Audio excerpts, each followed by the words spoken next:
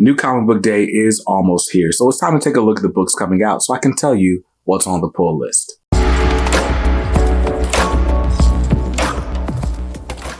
Welcome back to Comics Are Dope. I'm BJ Kicks, and this is the pull list. It's my weekly video series where I take a look at the books coming out. I tell you what's on my pull list, what's on the chopping block, and which books are on my radar but I haven't quite made a decision on. Now, this week, there are a lot of awesome books for the week of October 18th, 2023, but there are none that are coming out that I am more excited to read than Green Lantern War Journal, issue number 2.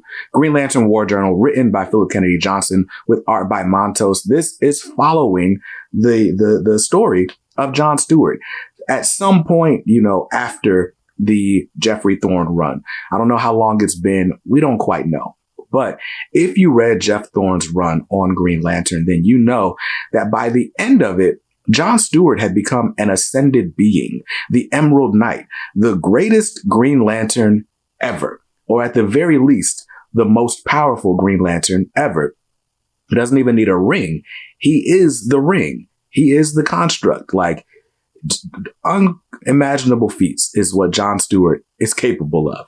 And it's been really exciting. It was a really high note for the Jeff Thorne run to end on, and picked up on things from past runs that people had just never talked about. And Philip Kennedy Johnson is kind of picking up where that leaves off, with John Stewart having some massive legacy. And what we know is that, I don't want to spoil the Jeff Thorne run, but let's just say this is kind of a multiversal story.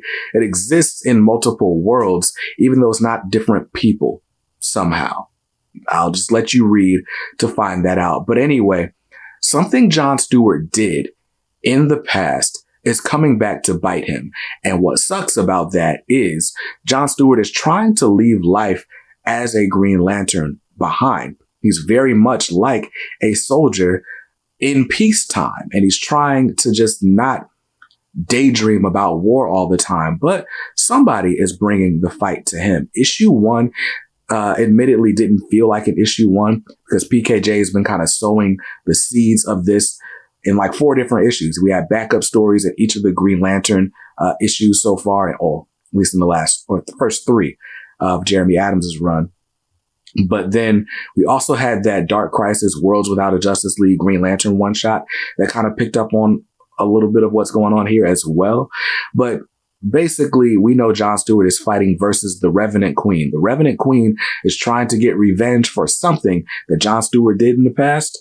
And he's got to fight the Revenant now. So issue 2, I'm expecting to be really exciting. We're going to ramp up the action. I'm excited about that. Cover price on it is $3.99. I'm grabbing cover A. Now, since we're talking about DC Comics, we should go ahead down the rest of the list, starting with Catwoman, issue number 58. Catwoman, written by Tini Howard. I'm not sure who's on the art. My bad. Catwoman, not a series that I typically follow, but this one is part 5 of the Gotham War. And in part 4 of the Gotham War in Batman 138 last week, we got some pretty exciting stuff happening. Batman is completely over the edge, completely out of line. I don't know why. I don't know what's going on, what that man's got going on. Hints. There are hints. There have been hints all throughout Chip Zdarsky's Batman run as to why Batman might be so unhinged right now. But what also has been happening in the Gotham War is, even though it's been billed as like, the Bat family civil war, we're introducing some outside factors that are clearly going to level up the action, the stakes, the drama in this series. We've got a sleeper agent of who? I don't know. Well, I know, but you won't know unless you read, right? So we've got some interesting stuff going on, some interesting conflict. Batman has definitely crossed the line. How's that going to impact Catwoman? How's it going to impact Red Hood? I don't know. We're going to continue to find out as the story unfolds. And this chapter is one you don't want to miss. Catwoman issue 58. It's got a cover price of $3.99. I'm grabbing cover A.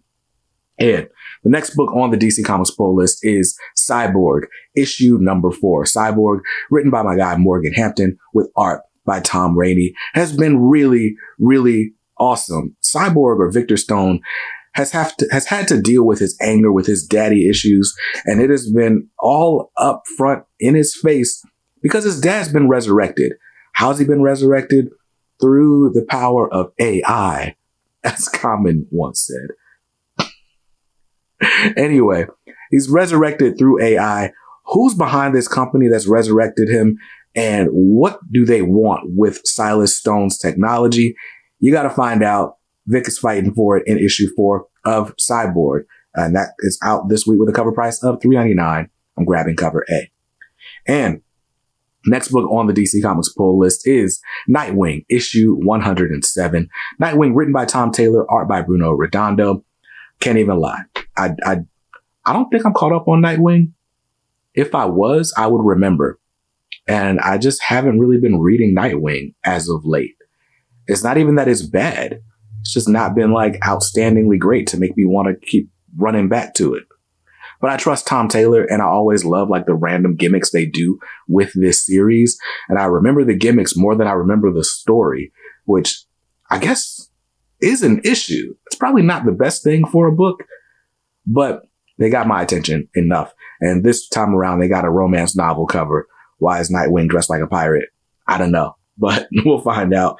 Cover price on this one is $4.99. I'm grabbing cover A. And next book on the DC Comics pull list, a nice oversized anniversary issue. This is Superman, issue number 7. Or, if you're counting legacy numbers, this is Superman issue number 850. The main story, of course, written by Joshua Williamson, but we've got a bunch of little, short stories that are going to be in there as well. We're celebrating the Man of Steel and 850 issues because that's a milestone. I feel like 900 would be a better milestone. But I mean, it's going to take us like 4 years to get there. So, hey, celebrate 850. Why not?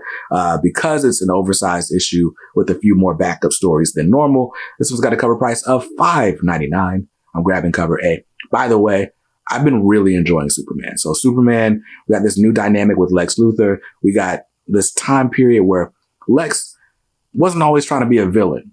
And some of the people that he was trying to stop from crime-ing are back to haunt him. And of course, Superman's the only one that can stop him. So interesting stuff going on. Superman issue 7. It's got a cover price of $5.99. Grab the cover A. There's probably a bunch of covers that are good, but I'm always buying Jamal Campbell covers. Now, next up on the DC Comics pull list is a book that I'm honestly not crazy excited about. This is Titans issue number 4. And the reason I'm buying Titans, or started buying Titans, is written by Tom Taylor, I should note. And when Dark Crisis ended a few months ago, to kick off the dawn of DC, we were told, hey, the Justice League is off the table for a while. The Titans are going to be the premier super team. So far, Titans has not felt like a premier book. It just hasn't. I haven't been like crazy invested in it. But part of that is because they decided to interrupt everything in Dawn of DC with Night Terrors. And I think that's the same reason I'm like not crazy high on Nightwing right now. I just don't remember what happened 3 months ago. And because of that, I'm like, I'm not crazy invested. But we are ramping up toward the Beast World event, which is going to be a major part of the Dawn of DC storyline overall, which is architected by Tom Taylor. And the other part of that is Amanda Waller is on this cover. Amanda Waller has been hiding in the shadows ever since the end of Death Metal and the Justice League Incarnate and all that stuff. And also, she was she had a big tease at the end of Dark Crisis, not Death Metal, my bad. And so we know that Amanda Waller is going to be crucial to, introducing some real conflict. Maybe at an end of year event, maybe it's next summer's event. I don't know. So if you want to follow that story, Titans is probably going to be important, but I don't know. I might be just letting this fall off the pull list after this and just grabbing it on DC Ultra a month later. So just so you know, Titans issue number 4 has got a cover price of $3.99. I'm grabbing cover A. And that's it. That's the last book on the DC Comics pull list this week. So if I stick to the list, those books will just cost me $27. Now, let's move over to the House of Ideas over at Not Brand Ek. Marvel Comics. The first book on the Marvel Comics pull list is actually the only book on my Marvel pull list, and that is Miles Morales, Spider-Man issue number 11. Now, Miles Morales, Spider-Man, written by Cody Ziegler, who is a great writer, and I've never had any problems with a Cody Ziegler script for any book that I've read of his. And Miles Morales has been really good, or had been really good until they did the Carnage Reigns event, and it felt like it just got kind of bogged down. But one of the best things about the Miles Morales run was art by Federico Vincentini. And Federico Vincentini is not doing art in this issue, nor did he do art in the last issue. I don't think he's doing art in the next issue either. But he did do this cover, and because Miles is my guy, and because Cody Ziegler's not let me down, I'm still going to buy this issue with a cover price of $3.99, and I'm grabbing that cover A by Federico Vincentini. Now, that's it for the Marvel books on the pull list. So the Marvel book is going to cost me $4. Now let's move over, or skip over, to the indies, where the only independent book on my list this week is The Walking Dead Deluxe issue 74. Yeah, you probably guessed it. Like I said, we've been racing up towards issue 75. It's going to come out next week, just in time for Halloween. Are there going to be a bunch of variants? I don't know. But whether there are or not, they are reprinting The Walking Dead in full color with cardstock covers for all the people that missed out on it or just wanted to see it in color. It's the only way to get it. So Walking Dead Deluxe issue 74 out this week with a cover price of $3.99. And that's it for the indie comics on the pull list. So as long as I stick to the list, my indie book is going to cost me $4. And that's it for the pull list. So my grand total this week is $35. Not bad. Not bad at all. Now, we got to talk about the book that I chopped off my pull list to achieve that respectable total. And the book on the chopping block this week is Batman Superman World's Finest. Issue number 20 is out this week, and I have been loving Batman Superman World's Finest, written by Mark Waid with art by Dan Mora. At least most of the time there's art by Dan Mora. By the way, he's returning this week to the interiors of this book. So if you wanted to read a story with art by Dan Mora, this is the one to read. But issue 20 is out this week, and the reason I'm not buying it is I never read Kingdom Come. Don't shoot me. Don't hurt me. I've never read Kingdom Come. And in this issue, for this next 2 issues, I think, they are returning to the world of Kingdom Come. And I think that's a great time for me to take advantage of the fact that I'm not going to read this comic, so I can go ahead and just have a hard stop right now, because I know me. I'm a sucker. If I don't stop pulling this book right now, I will pull the next 30 issues for some reason that I make up in my head, because I'm a completist. But hey, I've got the opportunity to jump ship, so I'm going to jump ship, and I'll continue to follow this series digitally via the DC Universe Infinite app. But in case you want this book, it's out for the cover price of $3.99, and that's the cover A. Well, that there, right there is the cover A. Next up, that's the only book on the chopping block this week. But I did want to show you some other books that are on my radar really briefly. I don't know if I'm buying them, but you might want to look out for them. The first of which is Jay Garrick, The Flash, issue number 1. Now, if you miss Jeremy Adams on The Flash, this is your chance to get Jeremy Adams right in The Flash. It's just not Wally West. It's Jay Garrick. Now, I enjoyed the voice of Jay Garrick in Jeremy Adams' most recent Flash run during the 1 Minute War specifically. And this is kind of spinning out of the whole JSA stuff that Jeff Johns has been working on. I'm not reading any of that. Therefore, I don't need to pick up this book. But if you love Jeremy Adams writing Jay Garrick, or if you just love Jay Garrick, then this is something that should be on your radar. Cover price on it is $3.99. And the next book on my radar is Spine-Tingling Spider-Man, issue number 1. This is written by Saladin Ahmed with art by Juan Ferreira. Now, I like Spider-Man. I always am looking for like a good Peter Parker story. This one, honestly, isn't one that I'm going to pick up. It is literally listed as the scariest Marvel book of all time. At least that's what its cover says. Who knows if it's going to like really go for that title. But it's a horror book for all you Spider-Man fans. Mature readers only for sure. But if you're into horror books, you like the grotesque imagery and stuff like that, then check this book out. It's basically Spider-Man in a haunted house. So Spine-Tingling Spider-Man number 1, cover price is $3.99. That's cover A. And the next book that's on the radar that I'm not pulling, but I might grab, is Swan Songs, issue number 4.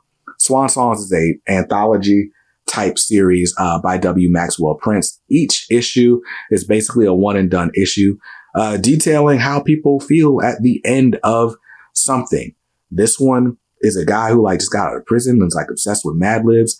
I don't know what it's the end of for him this day, but every time it comes out, a lot of people that I follow, including my homie Bunkmaster B, list it as their favorite book of that week. So it's getting enough praise and acclaim for me to shout out the series, even though W. Maxwell Prince tends to tell pretty melancholy stories, just books about the human condition. They are really good, but they're really brutal. They might put you in a mood. So got to be in the mood for a Maxwell Prince book, W. Maxwell Prince book. But Swan Songs, issue number 4, out this week. Cover price on it is $3.99. That's cover A. And the last book that's out on my radar this week is the Gargoyles Halloween Special, issue number 1. It's a one-shot written mostly by Greg Weisman, who is the creator of Gargoyles. He's got a 38-page story, 28-page story, but it's a 40-page book. So there's some backups featuring some of the Gargoyles characters as well. I dropped off the main Gargoyles book, and if I'm honest, I probably dropped off a bit too soon. I was judging it really harshly based on how much I was loving Darkwing Duck, and I wasn't always loving Gargoyles at the same time. It's different lore. I was less familiar with it, whatever. But Dynamite Comics has been batting 1,000 with all of their Disney books. Scar was great. Maleficent, great. Hades, great. Those are all Disney villains. But Darkwing Duck, consistently great. They are expanding the Darkwing Duck universe. We got a Nega Duck book. We got a Justice Ducks books coming in December. So Dynamite is doing really, really well with these all ages books. And I expect this Gargoyles Halloween special will be a fun one shot if you ever just liked the animated series or even read a couple of the comics back in the day. So be on the lookout for that. That one should be on your radar. And it's probably going to look really good. Cover price on that is $4.99. That's the cover A. But it's Dynamite, so there's going to be a million covers. Just go to the shop and see what they have. Okay, Editor Kicks here. Totally forgot to mention Justice League versus King Kong versus Godzilla. I'm not buying it, but that just looks awesome. So shout out to that.